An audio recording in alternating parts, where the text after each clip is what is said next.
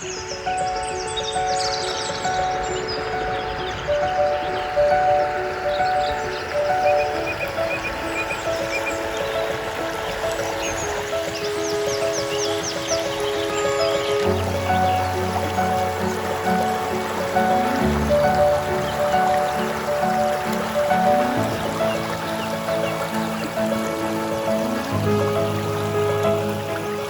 morning and welcome to a Friday morning here in Derwent Water in the Lake District.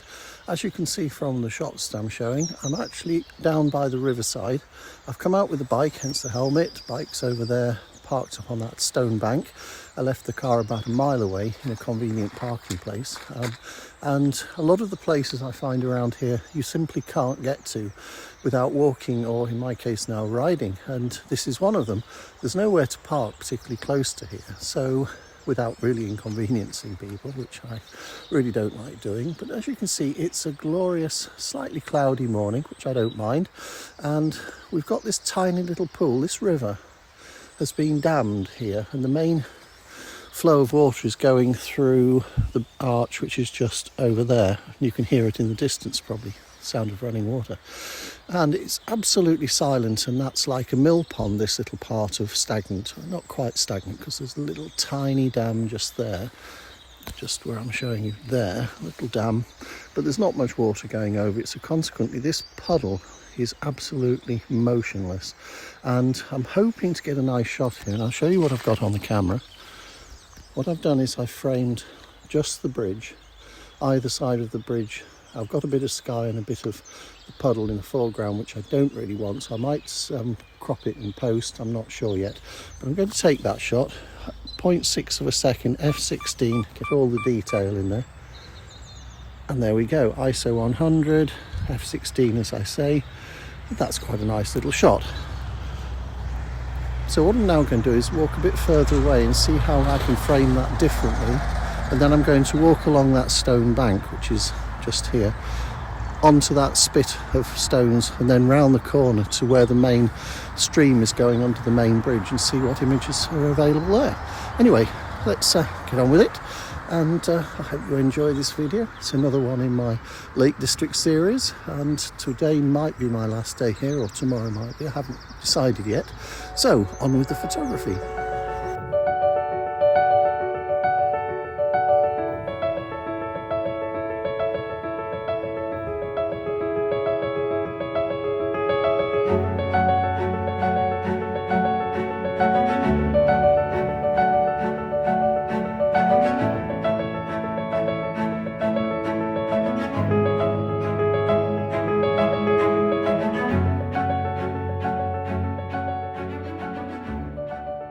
Well, I've walked over to the other side where the main stream comes through, and as you can see, there's the main river going under the bridge into the distance.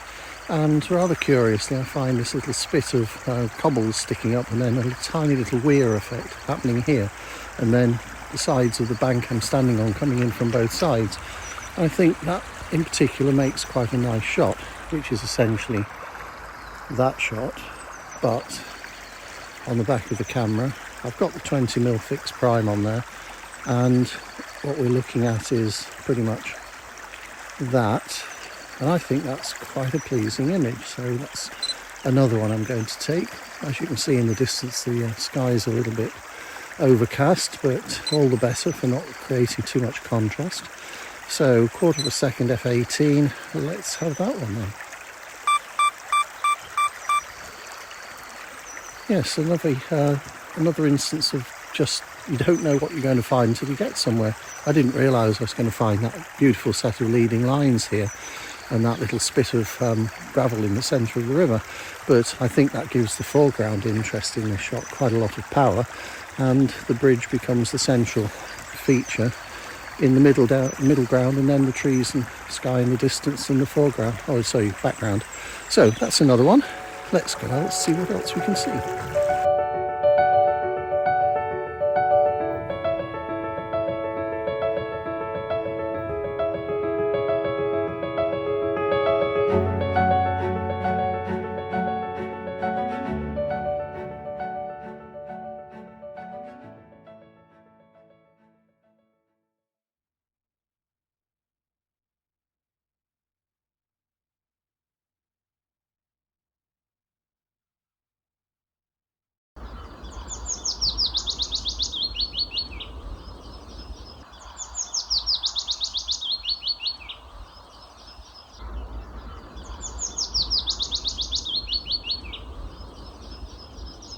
Well, again, as you can see from the footage I've just put up on B-roll, this location is, this is the River Derwent, and in the distance over there is Lake, Derwent Lake.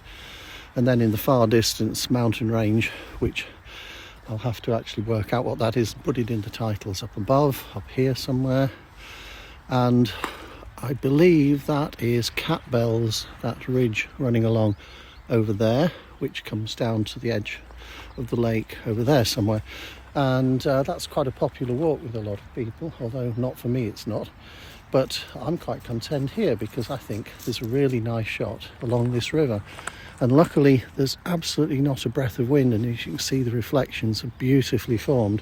So again, I've got the 20mm lens on here, and how I've framed this shot is I've got this, as you can see down here, this rock bank to the edge of the river, and then there's this little stone, or at least sort of gravelly bank in the river with an old tree trunk on it there, and then going off into the distance with a beautiful reflection of the mountain range in the distance whose name I've forgotten. So I'm going to take that shot. I think that really looks very, very pleasant indeed, and the sky has got some character in it, which suits me fine. And I've got a sheep just over my shoulder creeping into the shot there. He's saying hello. Hello, sheep. Anyway, let's get that shot, and then I think I'll put the long lens on because there's a lone tree, or at least part of a lone tree up there against the dark background of the mountains and the reflection of the mountains. I think I want to pull really quite tight in on that with a 500mm lens. So let me get this shot sorted first. 13th of a second, f16, ISO 100. And my friend's decided he's going away. Too boring, these photographers, they don't do anything exciting. So that's that one. Let me change the lens over and see if I can get anything meaningful from that distant shot.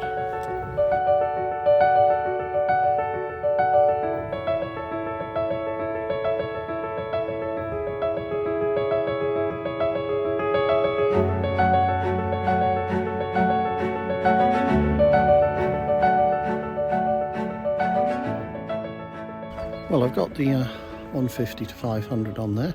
It's a bit of a palaver because it's got a tripod foot, so I can't use the one on the camera because it's just too heavy on the both the camera body and the lens, so you have to faff around changing the lens off with the camera off and juggling things. Anyway, long story short, at approximately 430mm, I've now got that tree which is in the distance right down there on the edge of the bank in the far distance. That's probably about 400, 350 yards away, something like that.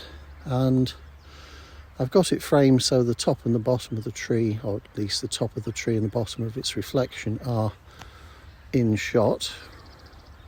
Although there's a little bit of disturbance on the water, it's not a perfect reflection, but I'm going to go for that one. I think it's quite nice, so let's get that shot.